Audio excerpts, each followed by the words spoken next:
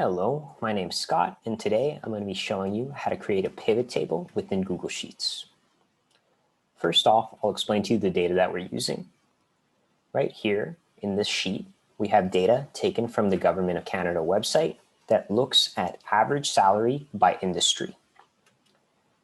Going into the details, we have the date that salary was taken from. We have our NAICS industry description, which is our industry data, and we have the average weekly salary in column D. Now we'll move on to creating our pivot table. In order to create a pivot table, you need to select the data that you want to include. There's several ways to do this. One is to select the data manually, which you could just drag and select what you want. Or the faster way to do a manual selection would be Shift, Command, and using the arrow keys, you could select the available data. That's a shortcut. Or other options are to select the columns that you want to include. And then lastly, between column A and row 1, you can click this button and select all available cells within your worksheet. I prefer this method because I often add data after the fact. So if I add something in column E or column F, it'll automatically be pulled into my pivot table. So now that our data is selected, the next step is to create that pivot table. In order to do this, you're going to go to the Data button. And just under Data Validation, you're going to select Pivot Table. Now you're given two options. You could either create your pivot table on a new sheet or on this existing sheet. In order to minimize the amount of errors or mistakes or overlapping data, I personally prefer to use a new sheet, and that's what we're going to go ahead with. So you select Create, and then it brings you to an empty pivot table. So now jumping back to the data, we have several options of columns that we can include in our pivot table. First off, in column A, we have geography.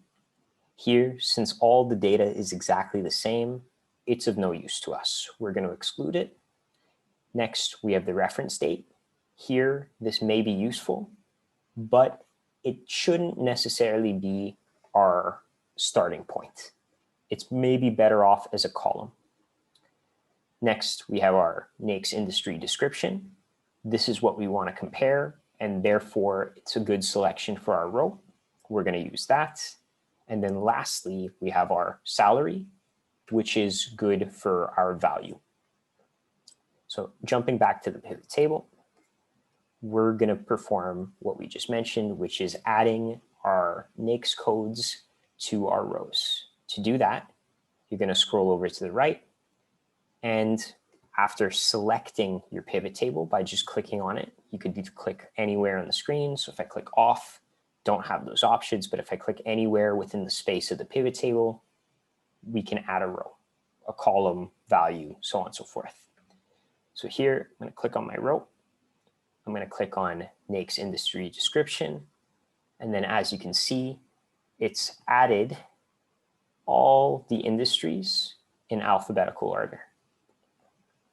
So next step, what we want to do is add in our values. So as we discussed, we're going to add in our salary data. But once we've done that, we see that there's an issue. Here, it's taking the sum of the data and adding all the individual years instead of providing us with an average.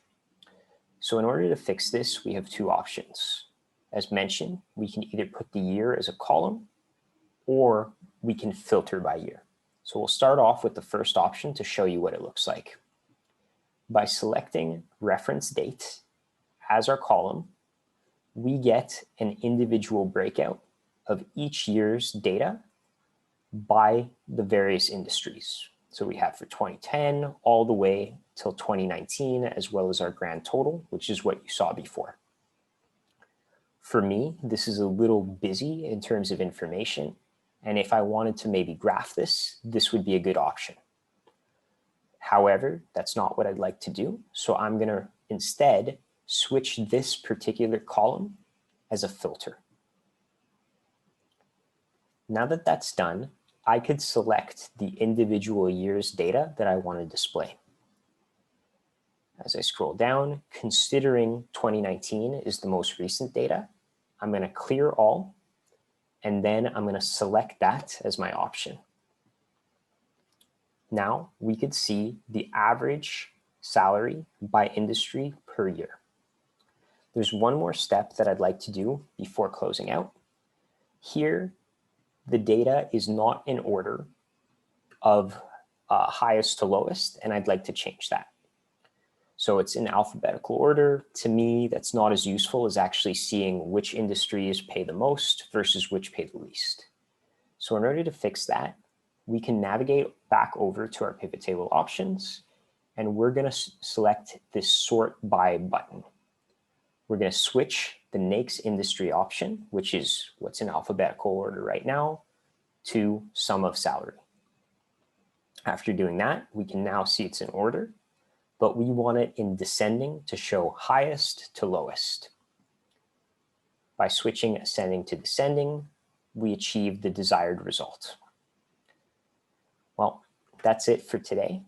Thank you for listening. If you found this helpful, please don't forget to like. And if you want more tips and tricks, please subscribe. Thank you. Take care.